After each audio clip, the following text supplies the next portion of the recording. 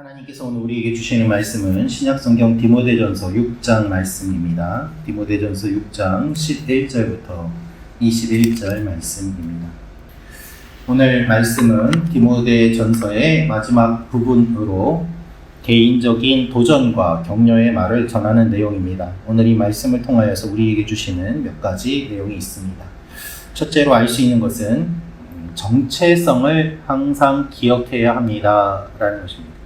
정체성을 항상 기억해야 합니다. 11절 12절 말씀 읽어드리겠습니다.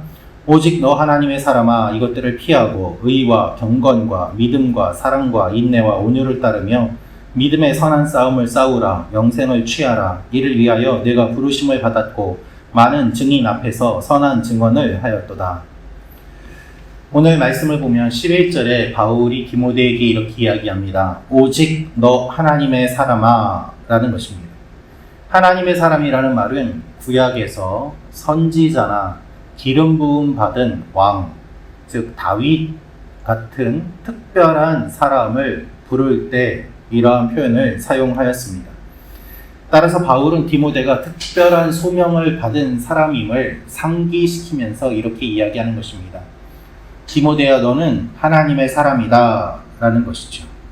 여러분 이것이 우리 모두를 향한 호칭이기도 합니다. 여러분은 하나님의 사람이십니다.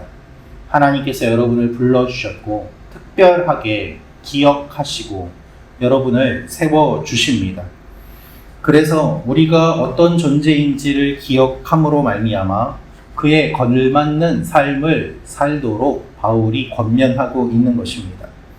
우리가 어떠한 존재인지를 기억할 때 그에 맞는 행동을 하게 되어 있습니다. 바울은 그래서 의와 경건과 믿음과 사랑과 인내와 온유를 따르고 믿음의 선한 싸움을 싸우라고 말을 합니다. 왜 그렇습니까? 이를 위하여 네가 부르심을 받았기 때문이다 라고 말합니다. 디모데가 이렇게 부름받은 이유는 선한 싸움을 싸우기 위함입니다. 주님의 몸된 교회를 지키고 진리를 수호하기 위하여 선한 싸움을 싸워야 됨을 말하고 있습니다. 여러분 우리는 영적 싸움을 싸우는 존재로 부름을 받았습니다. 영적인 중립은 없습니다. 항상 사단이 우는 사자처럼 우리를 삼키려고 준비하며 기다리고 있기 때문입니다. 그래서 특별히 경건을 위해 부름받았고 믿음을 위해 부름받았음을 기억하며 적극적으로 이 일들을 행해야 함을 말하고 있습니다.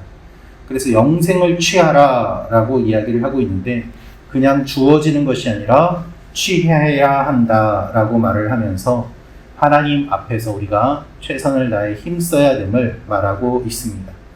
특별히 그는 많은 증인 앞에서 선한 증언을 하였도다 라고 말하면서 디모데가 바울 개인이 불러서 목회자가 된 것이 아니라 많은 성도들의 인정으로 말미암아 리더가 되었으니 그것을 기억하며 마음이 약해지지 말고 끝까지 목회의 사명을 잘 감당하라고 영적인 아버지로서 권면하고 있는 것입니다. 사랑하는 성도 여러분, 우리가 하나님의 자녀임을 생각한다면 오늘 어떻게 살아야 될지 우리가 판단할 수 있는 기준을 붙잡게 될 것입니다. 내가 이것을 해야 되나 말아야 되나 율법으로 따라 사는 것이 아니라 하나님의 자녀이면 어떻게 살아야 되는가 그것을 생각하며 나아갈 때 하나님께서 우리에게 지혜를 주시고 우리를 붙잡아 주실 줄로 믿습니다. 두 번째로 알 수 있는 내용은 주님 오실 때까지 믿음을 잘 지켜야 합니다 라는 것입니다. 주님 오실 때까지 믿음을 잘 지켜야 합니다. 우리 14절부터 16절 말씀 같이 읽겠습니다. 시작. 우리 주 예수 그리스도께서 나타나실 때까지 흠도 없고 책망받을 것도 없이 이 명령을 지키라. 기약이 이르면 하나님이 그의 나타나심을 보이시리니 하나님은 복되시고 유일하신 주권자이시며 만왕의 왕이시며 만유의 주시오. 오직 그에게만 죽지 아니함이 있고 가까이 가지 못할 빛에 거하시고 어떤 사람도 보지 못하였고 또 볼 수 없는 이시니 그에게 존귀와 영원한 권능을 돌릴지어다. 아멘. 바울은 예수님이 재림하실 때까지 디모데에게 흠도 책망할 것도 없는 사람으로 명령을 잘 지키라고 이야기합니다. 초대교회 그리스도인들은 예수님이 곧 재림하실 거라고 생각하였습니다.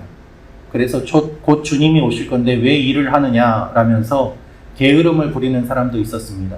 그래서 바울은 일하지 않는 자는 먹지도 말라고 가르침을 줄 정도로 이렇게 재림을 오해하는 사람이 있었고, 또한 순교와 박해와 어려움 가운데 예수 믿는 것을 중간에 포기하는 사람들도 많이 있었습니다.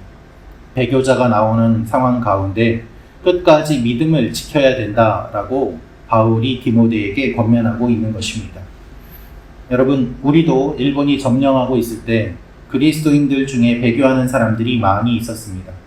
처음에는 독립운동가로 활동을 하다가 나중에는 밀정이 되어서 일본의 앞잡이로 서는 사람들도 있었습니다. 그 가운데 그리스도인들도 있었습니다. 우리가 박해와 어려움을 많이 겪다 보면 믿음을 포기하고 싶을 때가 많이 있습니다. 끝까지 붙잡는 것이 얼마나 어려운 일인지 우리는 잘 알고 있습니다. 그렇기 때문에 바울은 이렇게 권면하고 있는 것입니다. 우리의 믿음은 끝까지 붙잡아야 되는 믿음입니다. 지금도 예수님을 열심히 믿다가 중간에 그만두는 분들이 있습니다. 교회 안 나오는 분들이 있습니다. 교회에서 멀어진 분들이 있습니다. 예배를 안 드리는 분들이 있습니다. 그분들을 위하여 기도하고 다시 한번 회복해야 되는 일들이 우리에게 필요합니다. 우리의 믿음은 주님 오실 때까지 이어지는 믿음입니다. 그것이 진정한 믿음이죠. 예수님이 반드시 다시 오시기 때문입니다. 그래서 오늘도 주님 오심을 기다리고 기대하며 끝까지 믿음을 붙잡으며 나아가는 여러분과 제가 되기를 소망합니다. 마지막으로 알 수 있는 것은 부자에 대한 바른 지침을 제시합니다. 17절부터 19절 말씀 우리 같이 읽겠습니다. 시작.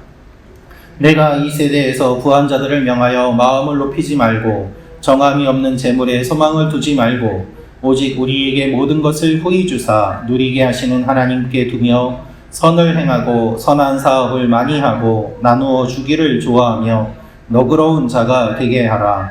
이것이 장래에 자기를 위하여 좋은 터를 쌓아 참된 생명을 취하는 것이니라. 아멘. 바울은 디모데에게 부한 자들을 향한 지침이 있음을 알려주라고 이야기합니다. 여기에서 우리가 볼 수 있는 것은 부한 자들을 명하여 라고 되어 있지만 이 명령 가운데는 부자에 대해서 비난하거나 돈에 대해서 나쁘게 이야기하는 것은 하나도 나오지 않는다는 것입니다. 앞서 말한 내용은 부자가 되기 위해 경건을 이용하는 거짓 교사들을 경계하는 내용입니다. 이번에는 그들과는 달리 지금 부자인 사람들에게 어떻게 살아야 되는지에 대한 권면을 이야기하고 있습니다. 이들에게 어떠한 지침을 이야기하고 있습니까? 부로 인한 교만을 경계하라고 이야기하고 하나님께서 주신 것을 기억하고 겸손하라고 말하며 그 주신 것을 나눔으로 말미암아 하나님의 생명이 전하여지는데 통로가 되도록 살아야 된다라고 지침을 이야기하고 있습니다. 그들에게 있는 것을 이용해서 선을 행하고 선한 사업을 많이 하고 나누어 주기를 좋아하면 영적으로 큰 유익이 있을 것이다 라고 이야기하는 것입니다. 디모데가 에베소 교회에서 가장 중요하게 처리해야 될 사역이 두 가지가 있었는데 하나는 거짓 가르침과 대항해서 진리를 전하는 것이요 다른 하나는 가난한 자들을 적극적으로 도울 수 있도록 교회 안에 부유한 자들을 설득하고 독려하여서 어려운 사람들을 구제하는 것이었습니다. 그러나 젊은 디모데가 이와 같은 요청을 하는 것은 많은 부담이 있었기 때문에 바울이 이와 같이 편지를 쓰고 다 함께 회람함으로 말미암아 자발적으로 참여할 수 있도록 이렇게 디모데 전서에 이러한 내용을 남긴 것입니다. 디모데에게 있어서 가난한 자들을 돕고 거짓 교사를 제거하는 일은 쉽지 않았습니다. 그리고 디모데뿐 아니라 모든 사역자들에게도 쉽지 않은 일이지요. 그래서 바울이 이와 같이 글을 남기고 함께 하라고 말하고 있는 것입니다. 최고 고급이었던 자색 옷감 장사를 하던 루디아가 빌립보에서 바울의 전도로 최초의 유럽의 크리스찬이 되었습니다. 그녀는 자신의 집을 집회처로 제공하였고 그것이 빌립보 교회의 시작이 되었습니다.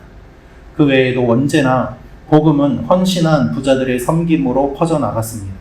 주님은 영적으로 육적으로 교회를 통해 많은 사람들이 살아나게 하시고 그래서 바른 가르침을 통하여 영적으로 살아나게 하시고 부유한 자들의 나눔을 통하여서 어려운 자들이 살아나게 하십니다. 하나님은 헌신한 사람들을 통해 많은 일들을 이루어 가십니다. 우리에게 있는 것들을 잘 돌보고 하나님 앞에 나아가며 쓰임받는 여러분과 제가 되기를 소망합니다. 기도하겠습니다.